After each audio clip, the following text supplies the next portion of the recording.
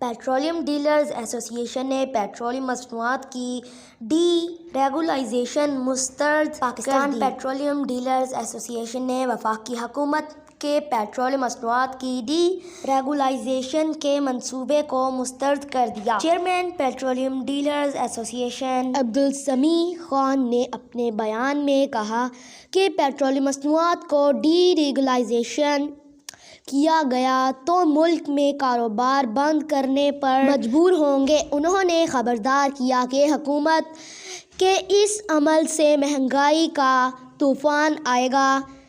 عبدالسمیع خان نے کہا کہ ملک کے دور دراز علاقوں میں پیٹرولیم قیمتیں خوفناک حد تک پہنچ جائیں گی۔ 8 سال سے مصنوعات کی ڈی ریگولائزیشن سے انہوں نے منع کرتے رہے ہیں۔ حکومت نے ای سی سی کو پیٹرولیم سیکٹر کو ڈی ریگولائز کرنے کی تجویز دے دی ہے۔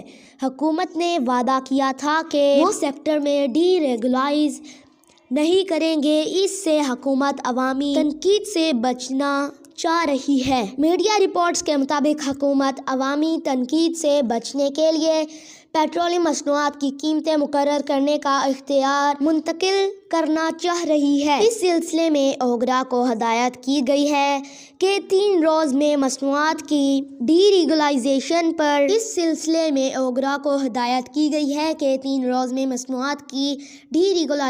پر پریزنٹیشن پیش کریں۔ ڈی ریگولائزیشن کے بعد آل کمپنیاں مختلف علاقوں میں اپنی قیمتیں مقرر کرنے میں آزاد ہوں گی۔ آج کے لیے اتنا ہی۔ مزید ایسی معلوماتی ویڈیو دیکھنے کے لیے ہمارے چینل کو سبسکرائب کریں۔